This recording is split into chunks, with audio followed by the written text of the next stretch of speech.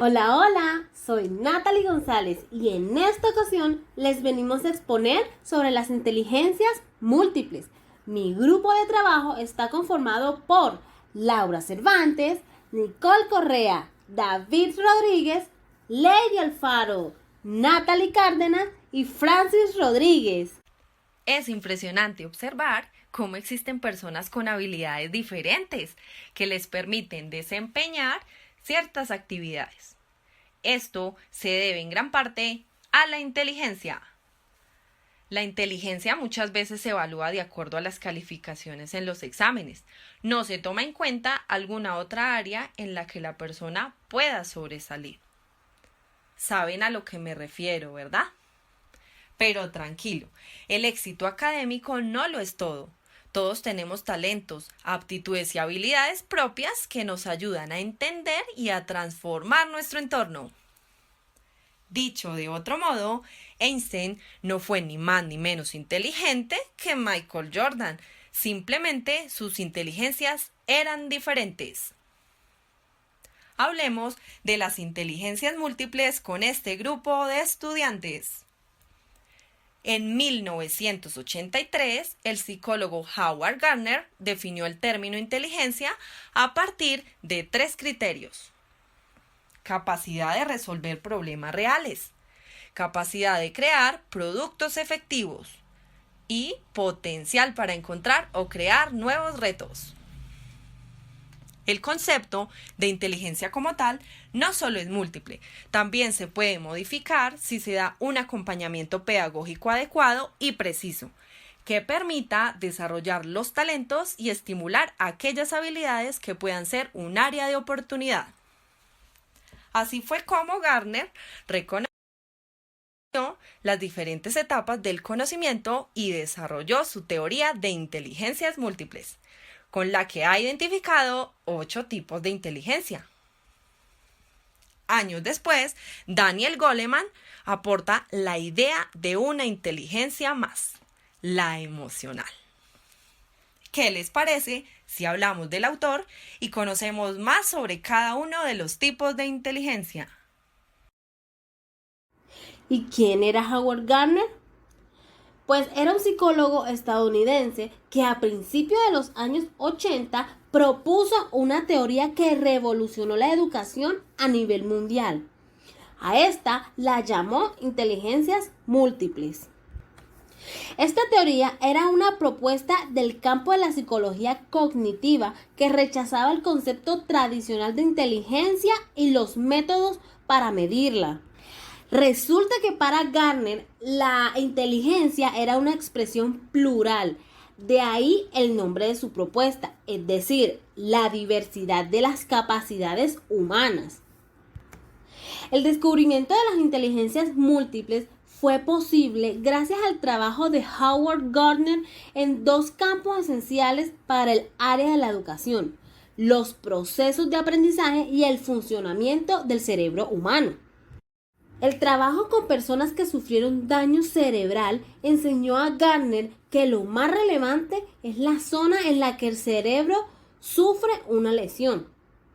Y ahora conoceremos los diferentes tipos de inteligencias múltiples. Ahora vamos a hablar de los tipos de inteligencia. Empezaremos explicando la inteligencia lingüística, lo cual es considerada una de las más importantes ya que se caracteriza por hacer uso de ambos hemisferios. Este tipo de inteligencia es la que hacen uso los escritores. Las habilidades que debe tener una persona que desarrolle este tipo de inteligencia es el hablar y escribir eficazmente. Los perfiles profesionales que podemos relacionar con este tipo de inteligencia son las que tienen los líderes políticos, los religiosos y los vendedores. Ahora explicaremos la inteligencia musical, o también llamada la del buen oído, y es la que hacen uso los músicos, los cantantes y los grandes bailarines. Estas personas se caracterizan por tener habilidades como el cantar, el crear música, el bailar bien o el de tocar cualquier instrumento. Luego sigue la inteligencia espacial, que son las que desarrollan las personas que pueden hacer un modelo del mundo en 3 dimensiones. En otras palabras, es la capacidad que tenemos para reconocer los objetos y hacerse una idea de sus características. Las personas que desarrollan este tipo de inteligencia son los fotógrafos, los arquitectos, los diseñadores o los escultores. Ahora explicaremos la inteligencia intrapersonal, que es la que nos permite crear una imagen precisa de nosotros mismos y de esta manera poder entender nuestras necesidades, características y de la misma manera nuestros defectos y nuestras cualidades. Las habilidades que se deben tener para poder desarrollar este tipo de inteligencia es el saber meditar, conservar la postura y dar siempre lo mejor de sí mismo. Ahora explicaremos la inteligencia corporal kinestésica, que es la que desarrollan las personas que utilizan su cuerpo para resolver todo tipo de problemas y realizar cualquier tipo de actividad.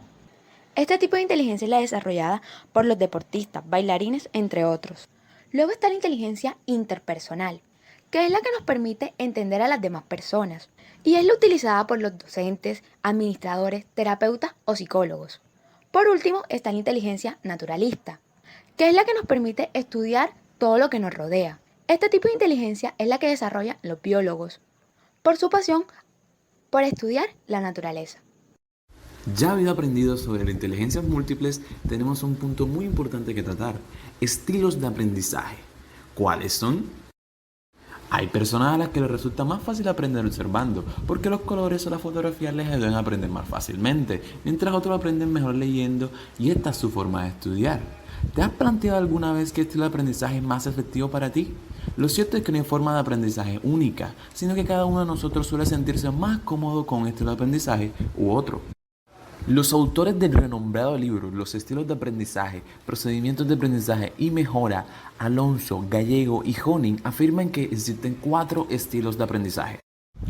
Primero, activos. Los estudiantes que prefieren el estilo de aprendizaje activo disfrutan de nuevas experiencias, no son escépticos y poseen una mente abierta. No les importa aprender una tarea nueva, ya que no evitan los retos a pesar de que esto pueda comprometer la idea que tienen de sí mismos y de sus capacidades. Segundo, reflexivos. Los individuos con preferencias sobre el estilo de aprendizaje reflexivo observan las experiencias desde distintos ángulos, también analizan datos, pero no sin antes haber reflexionado con determinación. A continuación, los teóricos suelen tener una personalidad perfeccionista. También son analíticos, pero les gusta sintetizar y buscan integrar los hechos en teorías coherentes, sin dejar cabos sueltos y preguntas sin respuesta. Cuartos, los pragmáticos. Son más bien prácticos y necesitan comprobar sus ideas. Son realistas a la hora de tomar decisiones y resolver una cuestión, y orientan su aprendizaje hacia la necesidad de dar respuestas a problemas concretos. Ahora, estos no son los únicos aprendizajes que podemos encontrar. Tenemos el lógico o matemático. Los individuos con el aprendizaje lógico prefieren emplear la lógica y el razonamiento en lugar de contextualizar. Utilizan esquemas en los que se muestran las cosas revelantes. Asocian palabras aún sin encontrarle sentido. El social. Este tipo de aprendizaje, también llamado grupal, es característico de aquellas personas que prefieren trabajar con los demás siempre que pueden. Estos individuos tratan de compartir sus conclusiones con otros y ponen en práctica sus conclusiones en entornos grupales. El solitario. Este tipo de estilo de aprendizaje, también llamado individual, es característico de aquellos que prefieren la soledad y la tranquilidad para estudiar. Son personas reflexivas y suelen centrarse en temas que sean de su interés y dan mucho valor a la introspección y a los experimentos mentales. Los de aprendizaje visual. Estos estudiantes no son buenos leyendo textos, pero en cambio asimilan muy bien las imágenes, diagramas, gráficos y video. Suele ser práctico para ellos el empleo de símbolos o crear una taquigrafía visual al tomar apuntes, ya que de ese modo memorizan mucho mejor. Los aurales auditivos. Estos estudiantes aprenden mucho mejor cuando escuchan, por ejemplo en las discusiones, debates o simplemente con las explicaciones del profesor. Mientras otros estudiantes pueden aprender más al llegar a casa y abrir manual de clase, estos aprenden mucho más en el aula escuchando a los maestros. Los verbales, también conocido como aprendizaje lingüístico. Los estudiantes con este estilo de aprendizaje estudian mejor leyendo o escribiendo. Para ellos es mejor leer los apuntes o simplemente elaborarlos. El proceso de elaboración de estos apuntes es una buena herramienta para su aprendizaje. El kinestésico. Estas personas aprenden mejor con la práctica, es decir, haciendo más que leyendo u observando. Es en esta práctica donde van a cabo el análisis, la reflexión. Los maestros que quieren sacar el mayor rendimiento de estos estudiantes deben involucrarlos en la aplicación práctica de los conceptos que pretenden enseñar. Y por último, pero no menos importante, el multimodal. Algunos individuos combinan varios estilos de los anteriores, por lo que no tienen una preferencia determinada. Su estilo de aprendizaje es flexible y les resulta cómodo aprender con varios estilos de aprendizaje. Y ustedes se preguntarán, ¿qué relación tienen estas inteligencias múltiples con el lenguaje? Pues más adelante se los vamos a mostrar. Por ejemplo, en las inteligencias lingüísticas, para Campbell, la inteligencia lingüística consiste en la capacidad de pensar en palabras y de utilizar el lenguaje para expresar y apreciar el significado complejo. ¿Esto qué nos quiere decir? Pues se refiere a esas habilidades para utilizar las palabras de manera efectiva dentro de ese mismo lenguaje. Para Gardner, agregar una habilidad, las habilidades de las niñas y niños con mayor desarrollo en esta inteligencia es la sensibilidad hacia los sonidos, ritmo y un significado de las palabras, así como hacia las diferentes funciones del lenguaje. En lo que respecta a los usos fundamentales del lenguaje, Gardner también nos dice en 1983 que establece 4: la retórica, la explicativa, la memorística y la metalingüística.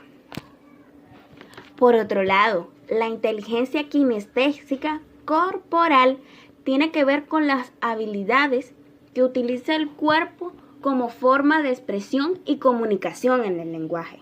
Conviene recalcar que la inteligencia corporal sinestésica ocupa un lugar importante dentro de los desarrollos cognitivos del lenguaje, los desarrollos sociales y lingüísticos del niño, pues este aprendizaje, mediante la interacción de los sonidos, los objetos y las acciones, que solo se logran a través del cuerpo y de los movimientos que ésta deba realizar para explorar e investigar el mundo.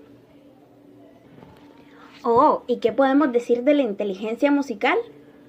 Pues el hemisferio derecho del cerebro se desempeña un papel muy importante en la percepción y producción de música. Según Waldman, citado por Gardner en el 2003, recalca que la inteligencia musical ocasiona un gran impacto en el estado del ser humano y en el cerebro como tal del mismo. La música y el lenguaje se encuentran íntimamente ligados desde sus inicios y desde sus formas primeras. Se configuran como íntimamente ligados porque son un medio de comunicación, de expresión y de ser ellos mismos. Lo musical deviene un puente para conocer, y el ser humano canta su lenguaje y su existencia desde los primeros inicios. Sin duda, el experimentar la música y el lenguaje nos permite conectarnos con el mundo. Por eso esta inteligencia musical se relaciona tan bien con el lenguaje, porque al buscar emociones y hasta encontrar en eso que escuchamos y expresamos un reflejo de lo que somos o vivimos. En la inteligencia naturalista, para Palma, es la capacidad de distinguir, clasificar y utilizar elementos del medio ambiente. Pueden ser objetos, animales o plantas, tanto en el ambiente urbano como en el ambiente suburbano o rural. Van a incluir las habilidades de observación, experimentación, reflexión y cuestionamiento de nuestro entorno. En la inteligencia intrapersonal e interpersonal tienen un impacto tanto en el entendimiento de sí mismo como en el entendimiento de los demás. Contribuye a la comprensión de los propios estados emocionales, de las circunstancias que los proporcionaron y del consecuente comportamiento propio. Igualmente, facilita la capacidad de comprender e influir en los estados afectivos ajenos, así como de persuadir a otros o engañarlos sobre su propio estado emocional. En este sentido, se puede afirmar que los vínculos con las habilidades verbales se van a reflejar en el afianzamiento tanto del plano individual como en aquel social. El lenguaje, dentro del desarrollo de esta inteligencia, impulsará la unificación, entendida por la capacidad de percibirse como un único y diferente a los demás. Más aún, contribuye a la capacidad de establecer relaciones más cercanas con los demás en virtud del conocimiento y comprensión del entorno. En la inteligencia emocional, en relación con el lenguaje, es un impacto de significación y comunicación, así como lo anuncia Baena en su concepción del lenguaje. Es por lo tanto crucial hacer énfasis en que si no hay una experiencia emocional adecuada, el lenguaje no se va a desarrollar. Asimismo, Greenspan afirma que son las emociones y no la estimulación cognitiva las que contribuyen al andamio para la arquitectura mental primaria y que posiblemente el papel más decisivo sea el de las emociones al de crear, organizar y coordinar muchas de las más importantes funciones cerebrales, convirtiéndose de este modo en los artistas de las operaciones cognitivas y posibilitando el pensamiento creativo. La enseñanza del lenguaje tiene un alto componente cognitivo, pero este proceso se desarrolla en un contexto altamente emocional y significativo. Si esta interrelación se rompe o se fracciona, ocurre una desfragmentación del proceso, como es el caso de los niños en situación de desplazamiento, o en cualquier ser humano desarraigado abruptamente de su contexto geográfico, social o cultural. Pues el lenguaje es emoción y la emoción es lenguaje. La inteligencia lógico-matemática se va a relacionar de manera directa en el pensamiento. La reflexión para un fin específico, esta inteligencia no se adquiere por transmisión verbal ni en apariencia de objetos por sí. Es básica para ello el desarrollo cognitivo de los pequeños, como en las áreas de la percepción, atención o memoria.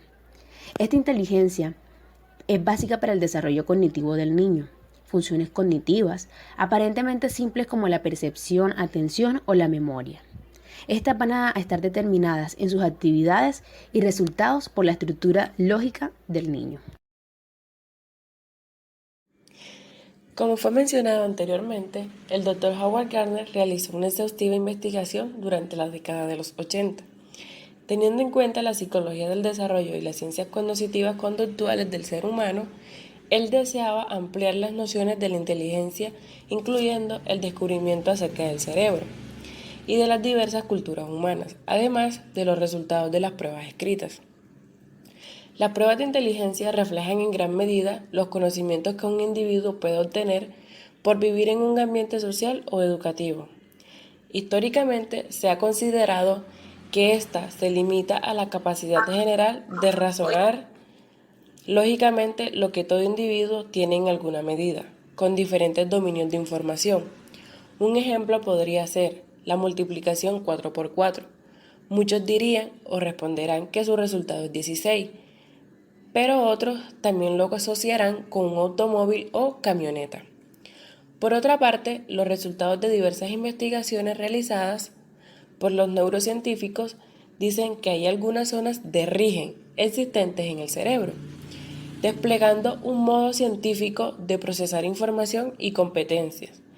Cada zona se responsabiliza de un tipo de solución para cada problema, o de una capacidad creativa para cada contexto social o cultural. Es decir, cada zona de nuestro cerebro expresa de una forma distinta su capacidad de inteligencia.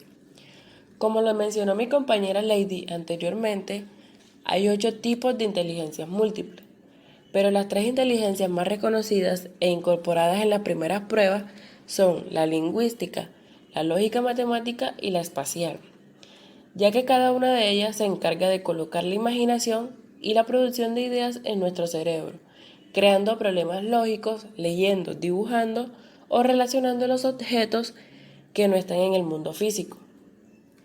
Teniendo en cuenta que la lengua depende de la memoria, las teorías de las inteligencias múltiples pueden dar el fundamento necesario para la práctica de la comunicación de la lengua neta.